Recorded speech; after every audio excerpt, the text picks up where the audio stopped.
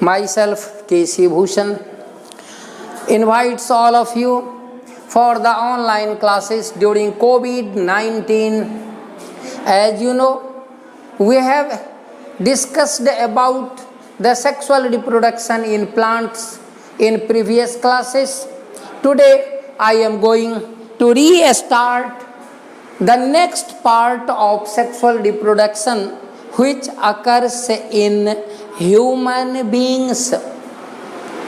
In human beings, you know that sexual reproduction is biparental. Asexual reproduction is uniparental, while sexual reproduction is biparental. Bi means two, parental means mother and father. The reproduction in which both the parents take part is known as sexual reproduction. Hence, we say the sexual reproduction as biparental. These biparental reproduction produce two types of gametes. The first one is known as male gamete and the second one is known as female gamete. Male gamete includes sperm, while female gamete includes ovum or egg, in which the number of chromosome is n, means it is the haploid structure of the sexual reproduction. Sperm comes under male gamete. Female gamete includes ovum or egg. Male gamete हो या female gamete हो, इस दोनों gamete को जो है, चूंकि यह सेल के रूप में होता है, इसलिए हम इसे जर्म सेल या गैमीट सेल या रिप्रोडक्टिव सेल के नाम से जानते हैं। तो जर्म सेल, गैमीट सेल या रिप्रोडक्टिव सेल, ये दो प्रकार के सेल का फॉर्मेशन होता है। Male gamete sperm is formed in the primary fundamental reproductive structure of male termed as testis, whereas female gamete ovum or egg is formed in the primary fundamental sex organ that is called ovary. तो यहाँ पर gamete दो प्रकार का gamete हुआ, male gamete हुआ और female gamete हुआ। जहाँ तक सवाल है मेल गैमीट का, तो मेल गैमीट के अंदर स्पर्म आता है और स्पर्म जो है it is motile structure. Sperm is a motile structure. It is a motile structure. It has three parts. The upper portion is known as head. It is known as neck, N-E-C-K, neck, and the lowermost portion is known as tail. Entire body is termed as cell body. It contains nucleus and it also contains cytoplasm. Sperm का ऊपर का भाग जो है ये pointed होता है। याद रहे कि फर्टिलाइजेशन के समय ये पॉइंटेड होने के कारण ये कंप्लीट जो है पोर्शन यह एग के अंदर प्रवेश करता है और क्या बना लेता है, जाइगोट का फॉर्मेशन करता है।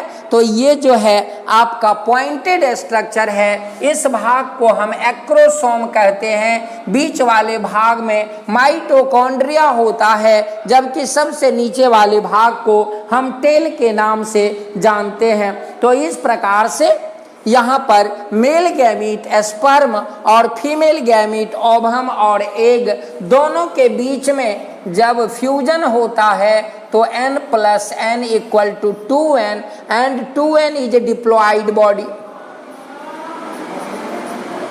2n is a diploid body और this diploid body is termed in form of a well developed organism। तो इस प्रकार से बाई पेरेंटल होने के कारण दोनों पेरेंट्स भाग लेते हैं। एक तरफ मेल गैमीट बनता है, दूसरे तरफ फीमेल गैमीट बनता है।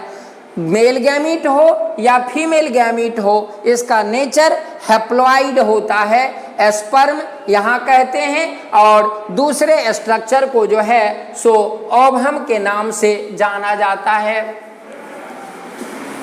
मेल गैमीट और फीमेल गैमीट दोनों आपस में मिल करके फ्यूज करता है, जिस क्रिया को हम फर्टिलाइजेशन कहते हैं या इसे जाइगोट का फॉर्मेशन भी कहा जाता है। Fertilisation, fusion of male and female gamete with the formation of zygote is known as fertilisation. अर्थात मेल गैमीट स्पर्म और फीमेल गैमीट ओवम के बीच में जो संयोग की क्रिया होती है, फ्यूजन की क्रिया होती है, इससे एक डिप्लॉइड स्ट्रक्चर बनता है जिसे हम जाइगोट कहते हैं, और जाइगोट के बनने की क्रिया को फर्टिलाइजेशन कहा जाता है। याद रहे कि फर्टिलाइजेशन की क्रिया जो है यह ओविडक्ट में होती है।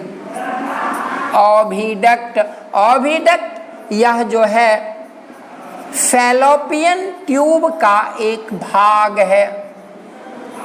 Fallopian tube is a common name of female sexual reproduction. तो ये रिप्रोडक्शन की क्रिया जो है ओविडक्ट में होती है, और वह भी किस प्रकार से, याद रहे मंथ कोर्स, जिसको कि हम शॉर्ट फॉर्म में MC के नाम से जानते हैं, पीरियड्स के नाम से जानते हैं। तो यह एक साइकिल के रूप में चलता रहता है। 28 दिनों का इसका साइकिल होता है, और जिस दिन से हम इसको काउंट करते हैं डे नंबर 1, तो 1 से काउंट करने के बाद ठीक 14वें दिन one mature egg comes out of the ovary, और वह निकलने के बाद it wait for the arrival of sperms in the oviduct और फैलोपियन ट्यूब। ठीक 14वें दिन एक एग का रिलीज होता है। एग के रिलीज होने की क्रिया को ओव्यूलेशन कहा जाता है। अंडोत्सर्ग हिंदी नाम है अंडोत्सर्ग, अर्थात अंडा का बाहर निकलना ओव्यूलेशन कहलाता है। तो ओव्यूलेशन की क्रिया 14वें दिन होती है। यदि ये थोड़ा आगे पीछे हो तो फिर किसी भी हाल में 15वें दिन उसे हो जाना है। तो पीरियड के ठीक 14वें दिन यह एक बाहर निकलता है ओवरी से, और फैलोपियन ट्यूब में जा कर के इंतजार करता है। यदि उस समय उसे स्पर्म की अवेलेबिलिटी होती है, उसे स्पर्म मिलता है, तो दोनों के बीच में फ्यूजन होता है, जाइगोट बनता है, और फिर जाइगोट का डिवीजन स्टार्ट हो जाता है। याद रहे यदि स्पर्म मिला तो ये क्लीवेज होगा, फर्टिलाइजेशन होगा, और यदि नहीं हुआ तो 24 घंटे के बाद ये एग वहाँ से ट्रांसफर हो करके चला जाता है यूट्रस में, और फिर due to expansion and contraction of the wall of uterus the egg is broken down and comes out of the body through vagina in form of impure blood which is known as menstruation। MC का दूसरा नाम मासिक धर्म, ऋतुस्राव, ऋतु चक्र, ये बहुत सारे नाम जो है सो उससे रिलेटेड हैं। तो मेंस्ट्रुएशन की क्रिया इसी का परिणाम है। Stop of menstruation proves that the female is pregnant. यदि मेंस्ट्रुएशन रुक जाता है तो यह साबित करता है कि वह जो है प्रेग्नेंट है, अर्थात गर्भ धारण कर चुकी है। लेकिन कुछ और विसंगति के कारण भी कभी कभी ऐसा देखा जाता है कि यह क्रिया रुकती है, जैसे खून की कमी का होना, एनीमिया जिसको आप कहते हैं। यह क्रिया जो है आगे अपसेट जो है होकर के चलती है तो वह उसके दायरे में नहीं आता है। हार्मोन की कमी, हार्मोन का सेक्रीशन सही ढंग से नहीं होना। जहाँ तक ये ओवरी का सवाल है, ओवरी का वेल डेवलप्ड कंडीशन में नहीं होना, तो इस सब कारण से भी जो है मेंस्ट्रुएशन की क्रिया बाधित होती है। तो where does fertilization take place? Your answer will be oviduct और fallopian tube। फर्टिलाइजेशन की क्रिया जो है ओविडक्ट में होती है या फैलोपियन ट्यूब में, दोनों में से जो नाम आपको वहां मिले वह उसका सही जवाब होता है। अब प्रश्न उठता है कि ये जो फर्टिलाइजेशन है क्या इसका टाइप भी है? तो आपका जवाब होगा yes, fertilisation is of two type. My dear students, there are two type of animals which can produce their young ones. These two organisms would be oviparous and the second one is viviparous।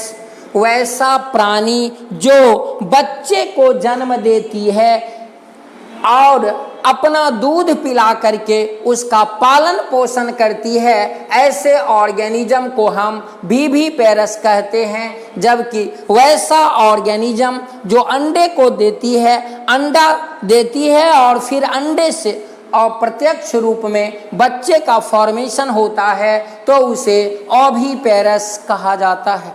तो दो प्रकार का प्राणी, दो प्रकार का animal, अंडा देने वाले को ओविपेरस कहते हैं, बच्चा देने वाले को विविपेरस कहा जाता है। याद रहे कि फर्टिलाइजेशन की क्रिया प्लेस के आधार पर इनसाइड और आउटसाइड द बॉडी के आधार पर दो भागों में बांटा गया है। सबसे पहला है external fertilisation and the second one is internal fertilization। external means बाहरी, internal means आंतरिक। तो when fertilization takes place outside the body then termed as external fertilization। when occurs inside the body then called internal fertilization। दो example आपको याद रखना है, exam में भी पूछता है कि give two examples where external fertilization takes place, और केवल आप वो दो नाम लिखेंगे, you will get 2 mark. External fertilization can be seen in case of frog, in case of fish, in case of some algae. तो ऐसे जीवों में जो है सो एक्सटर्नल फर्टिलाइजेशन की क्रिया होती है, देखी जा सकती है। लेकिन इंटरनल का जहाँ तक सवाल है तो जितने भी मैमल्स हैं, स्तनधारी प्राणी हैं, उनमें इंटरनल फर्टिलाइजेशन की क्रिया होती है। वैसे दूसरों जीवों में भी इंटरनल फर्टिलाइजेशन होता है। अंडे का निषेचन शरीर के अंदर ही हो जाता है, तो यदि अंडे का निषेचन शरीर के अंदर होता है तो कहेंगे इंटरनल फर्टिलाइजेशन, यदि शरीर के बाहर होता है तो उसे कहेंगे external fertilisation. The best examples are human beings. जितने भी आपके एनिमल्स हैं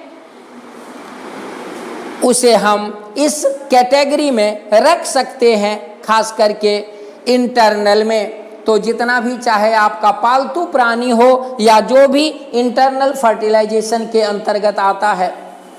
अब हम आगे बढ़ेंगे कि ये सेक्सुअल रिप्रोडक्शन से एडवांटेज क्या है, व्हाट आर द एडवांटेज। तो सेक्सुअल रिप्रोडक्शन से सबसे ज़्यादा एडवांटेज से ये है कि यहाँ पर वेरिएशन आता है, जिसको कि आप डिफरेंस कहते हैं। Variation is very very important for the production of new offspring. It plays vital role in organic evolution. जबकि एसेक्सुअल में ऐसा कुछ नहीं होता है। तो चूंकि इसमें डीएनए का, आरएनए का महत्वपूर्ण रोल होता है, वेरिएशन होता है, एक्सचेंज ऑफ क्रोमोजोम का सेगमेंट होता है, जिसके कारण ये फर्टिलाइजेशन जो है खास करके सेक्सुअल रिप्रोडक्शन में काफ़ी इम्पोर्टेंट होता है। एक क्वेश्चन यहाँ पर आ रहा है कि why the number of chromosome is not doubled in the offspring. तो यहाँ पर आप जानिए कि हमारे आपके शरीर में क्रोमोजोम नंबर की संख्या 46 होती है। वी आर डिप्लॉइड ऑर्गेनिज्म, लेकिन डिप्लॉइड ऑर्गेनिज्म होने के बावजूद यहाँ पर सेक्सुअलिटी में डिफरेंस है कि मेल और फीमेल होता है। यहाँ पर मेल में जो स्पर्म बनता है, इस स्पर्म में क्रोमोजोम, अच्छा ये 46 मीन्स 2n, और यहाँ पर स्पर्म को आप सिंगल एन कहेंगे, मतलब कि 23 chromosome is present in sperm while 23 chromosome is present in ovum. Again when sperm and ovum unite with each other, the number of chromosome becomes 46. This is the reason that the number of chromosome would not be double in case of sexual reproduction. Sexual reproduction आरंभ होने का एक समय होता है, जिस समय को हम कहते हैं प्यूबर्टी, PUBERTY, प्यूबर्टी। ये प्यूबर्टी क्या है? तो the stage eight which hormones starts secretion and both boys and girls are able to take part in sexual reproduction is known as puberty.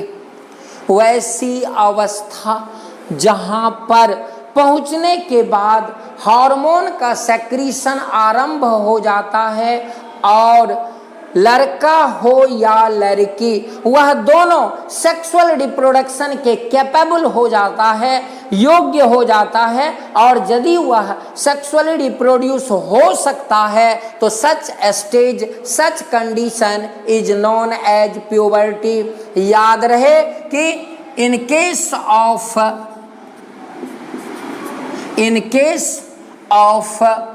girl, the age of puberty is 10 to 12 years, while the age of puberty in male is 12 to 14 years. और सबसे बड़ी विशेषता ये होती है कि puberty का stage आने के बाद both boys and girls attain different type of changes in their body. बच्चों के शरीर में जो है कुछ इस प्रकार के परिवर्तन आने लगते हैं और उस परिवर्तन को हम कहते हैं secondary sexual characteristics. Secondary sexual characteristics, और ये सेकेंडरी सेक्सुअल कैरेक्टरिस्टिक्स में जैसे फीमेल के केस में डेवलपमेंट ऑफ ब्रेस्ट, ब्रेस्ट के आकार का बढ़ जाना, development of pubic hairs in secret places, second हो गया आवाज का पतला हो जाना, स्टार्ट ऑफ मेंस्ट्रुएशन, ये सभी जो है सो सेकेंडरी सेक्सुअल कैरेक्टरिस्टिक्स में आते हैं, जो कि बॉयज और गर्ल को एक दूसरे से अलग करता है। इसी प्रकार से लड़कों में भी ये कैरेक्टरिस्टिक्स आता है, जैसे मूंछ और दाढ़ी का निकलना, वहाँ भी जो है आर्मपिट हो या सेक्रेट प्लेस हो, वहाँ पर जो है प्यूबिक हेयर का जो है सो डेवलपमेंट होने लगना और आवाज का मोटापन होना, ये सब जो है सो सेकेंडरी सेक्सुअल कैरेक्टरिस्टिक्स का लक्षण है, जो कि आपको लड़कों या लड़के या लड़कियों में आसानी से देखा जा सकता है। तो प्यूबर्टी के कारण जो है सो फिर ये प्रोसेसिंग जो है आगे बढ़ता है। याद रहे कि दो तरह के हार्मोन सेक्रीशन में आते हैं, मेल फीमेल। मेल में सबसे पहला हार्मोन है जो कि एंड्रोजन कहलाता है, दूसरा हार्मोन है जिसे टेस्टोस्टेरोन के नाम से जानते हैं। फीमेल में भी यही बातें आती है, एस्ट्रोजन लिख सकते हैं या ओ से भी आप लिख सकते हैं, कोई दिक्कत नहीं। पहला, दूसरा है प्रोगेस्टेरोन। जहाँ तक ये स्ट्रक्चर का सवाल है तो यहाँ पर टेस्टिस TETIS या आप TES दो ये भी लिख सकते हैं, ये सिंगुलर है ये प्लूरल है। इसी तरीके से ये जो है आपका ओवरी के अंतर्गत जो है सो इस हार्मोन का फॉर्मेशन होता है, जबकि मेल हार्मोन एंड्रोजन हो या टेस्टोस्टेरोन हो यह मेल बॉडी में बनता है और फिर आगे के प्रोसेसिंग में भाग लेता है। नेक्स्ट क्लास में हम लोग पढ़ेंगे फिर कि दोनों सेक्सुअल रिप्रोडक्शन का दो पार्ट है। मेल रिप्रोडक्टिव सिस्टम क्या है, इसमें कौन कौन से पार्ट आते हैं, फिर फीमेल रिप्रोडक्टिव सिस्टम में कौन कौन से पार्ट आते हैं, इसके बारे में हम पढ़ेंगे। ट्यूबेक्टोमी क्या है ये बताएंगे, हिस्टेक्टोमी क्या है ये बताएंगे। तो ये सब जो है टर्म ऐसा बाकी है जो कि नेक्स्ट क्लास में हम और आगे पढ़ेंगे। That's all, thank you, have a nice day.